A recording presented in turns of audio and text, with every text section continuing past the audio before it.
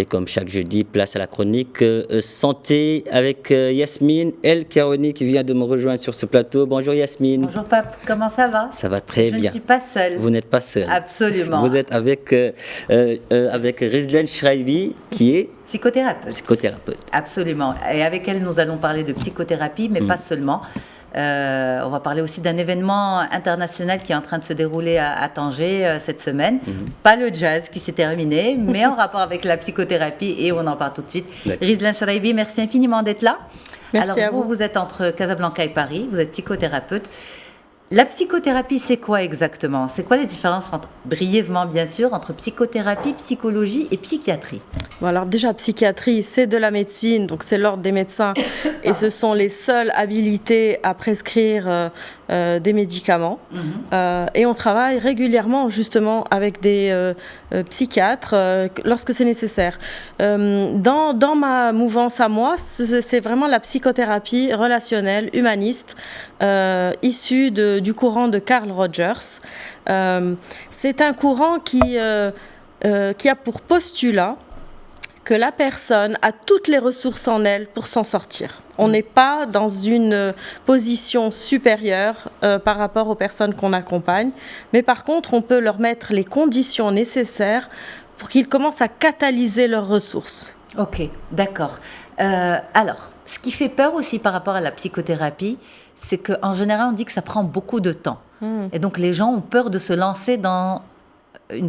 Mais vous allez me dire, ça c'est peut-être aussi la psychanalyse, pas forcément. Est-ce qu'une psychothérapie prend aussi longtemps que la psychanalyse? Ça dépend. Alors, bon, le courant psychanalytique, c'est un autre courant. Pour revenir à notre courant humaniste, ça dépend vraiment des gens. Ça dépend de cette fameuse boîte de Pandore. Quand on commence à chercher, enfin à ouvrir et à voir ce qu'il y a dedans, ça dépend des personnes. C'est sûr qu'il faut beaucoup d'humilité et de courage pour démarrer une psychothérapie. En tant que personne? En tant que personne, dans le besoin, en demande en tout cas.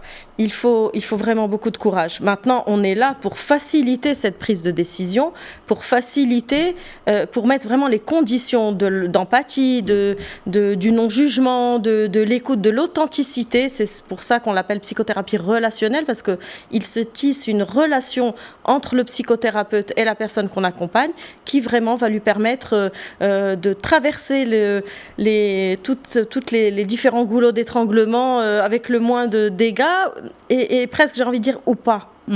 Parce que peut-être que c'est ce qui est bénéfique à un moment quand ça éclate complètement et qu'on peut reconstruire. Alors, je voulais juste savoir, est-ce qu'on parle d'une psychothérapie ou bien il y en a plusieurs? Oui, alors il y a évidemment plusieurs courants. Il y a le courant psychanalytique de Sigmund Freud, connu, voilà, c'est quand même un des grands géants de cette profession-là. Il y a le courant des thérapies cognitivo-comportementales et ce troisième courant de la psychothérapie humaniste. C'est vraiment la grande troisième voie actuelle, et certainement qu'il y aura d'autres courants. Et évidemment, il y a des mini-courants, de grands courants. Avec tous les outils, on a à peu près recensé près de 400 approches différentes dans le monde. Maintenant, il y a quelque chose qui reste de l'ordre assez tangible et logique. Revenir à l'humain, revenir à qui nous sommes, à notre humanité, à nos capacités, refaire confiance justement au monde du vivant, à la pulsion de vie, au sacré. Et parfois, simplement, les gens sont perdus.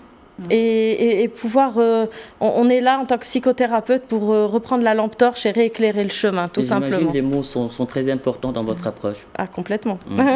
Complètement. Alors, par rapport justement au choix aussi du psychothérapeute et donc forcément de la psychothérapie qu'il pratique, comment la personne peut-elle savoir que finalement, en allant chez tel spécialiste, c'est telle approche qu'il utilise, tel courant qu'il suit et non pas un autre? Et finalement, puisque on n'a pas forcément en tant que grand public la connaissance intellectuelle suffisante et la spécialité du professionnel, comment savoir que c'est la spécialité qui me convient ou le cadre d'exercice qui me convient?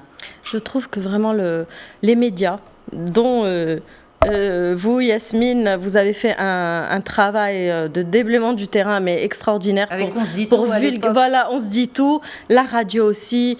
Vraiment de plus en plus de vulgarisation, que ce soit en arabe, en français. Ça, c'est essentiel pour le Maroc et je pense que depuis une quinzaine d'années, ça a vraiment fait la différence. Après, ce qui est le plus important, au-delà du Coran, pour vraiment sortir de nos sectes, entre guillemets, au-delà du Coran, c'est la relation, c'est comment on sent ce psy qu'on appelle, ne serait-ce qu'au téléphone, durant la prise de rendez-vous.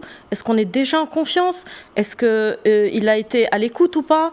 Est-ce que ça a été bâclé ou au contraire ça a été dans la présence et justement dans l'écoute déjà à ce moment-là, au moment de la prise de rendez-vous? Ça coûte cher une psychothérapie. Ça coûte cher et vous le disiez tout à l'heure, Rizlan, à Pape, c'est qu'on ne sait pas forcément combien ça va durer. On ne sait pas si ça va durer 10 séances ou 100 séances. Voilà, c'est au fur et à mesure du travail. Est-ce que, de par votre pratique, est-ce que les gens arrivent à s'engager sur le long terme dans une psychothérapie? Je dis toujours que lorsque je suis formatrice aussi, à l'Institut marocain de psychothérapie relationnelle, je suis aussi superviseur. Et lorsque je supervise d'autres psychothérapeutes, je leur dis toujours, si ton patient ne s'engage pas, c'est à toi de travailler quelque chose à ton niveau. Je ne pense pas que ce soit, et même au Maroc, on pense éventuellement que c'est un pays où les gens n'ont pas de gros moyens. D'abord, on s'ajuste, on est toujours à l'écoute, on s'ajuste. Aujourd'hui, il y a l'assurance maladie obligatoire, il y a ce genre, il y a des choses ce support qui peuvent aider. Moi-même, j'ai monté une association il y a plus de 10 ans où on offre plus de 2500 séances gratuites par année auprès surtout des femmes à l'hôpital public à Casablanca. Donc ça, c'est important de s'investir, de s'impliquer dans sa communauté et de s'engager. Donc vraiment, cette histoire d'engagement, on voit les gens claquer de l'argent pour des bêtises, des objets, allez, je ne vais pas stigmatiser, ça va du sac à vraiment des bêtises. Et à un moment, ils percutent que ça serait beaucoup plus intéressant d'investir sur elles-mêmes, ces personnes-là. Dans la santé mentale. Voilà. Dans la santé mentale, voilà, exactement. Aujourd'hui, il y a vraiment ce grand courant de la santé mentale. Certains, aujourd'hui, sont quand même en train de reprendre cette thématique en disant « Attention, est-ce qu'on n'est pas en train d'en faire un peu trop ?» Est-ce que, vous, en tant que spécialiste, pendant très longtemps, on a délaissé la santé mentale. Ces 10 dernières années, on s'en est occupé, mais aujourd'hui, est-ce qu'on est arrivé, on va dire, à l'apogée et voir, attention, est-ce qu'on n'est pas en train d'en faire trop? Les médias, à un moment donné, en ont fait trop. Le bonheur à tout prix. Exactement. On a ressorti les anciens philosophes et Spinoza et compagnie. Bon, très bien, mais c'est le trop dans la pression. C'est dans tu dois absolument aller bien. Si je vais juste mieux, c'est déjà pas mal. En fait, tout est relatif et vraiment subjectif.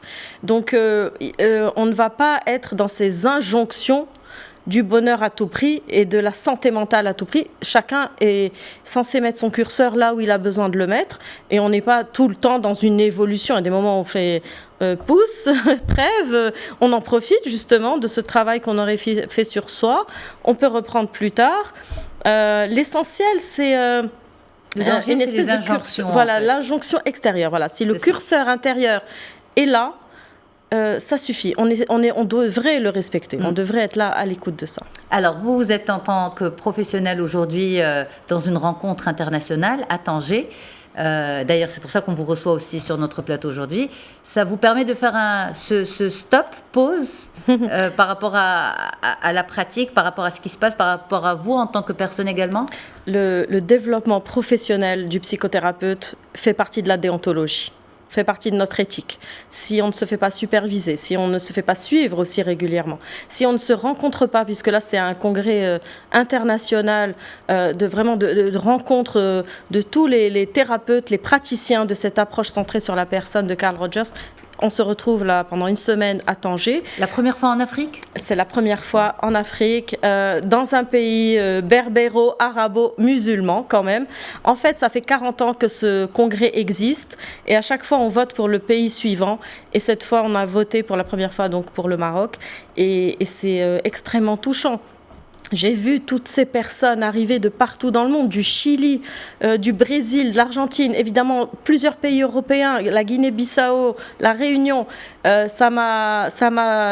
été très fière. J'ai été très fière en tant que Marocaine de pouvoir accueillir tous ces gens avec leurs approches, leur professionnalisme, leur vision du monde et finalement ce qui nous a tous réunis. Et plus on avance, parce qu'on est au milieu du congrès, plus on avance, plus on se rend compte que il n'y a pas de frontières. Ces histoires de culture, ces histoires de différences de pays, de vibrations, en fait, c'est comme en mathématiques, le plus petit commun multiple, c'est notre humanité.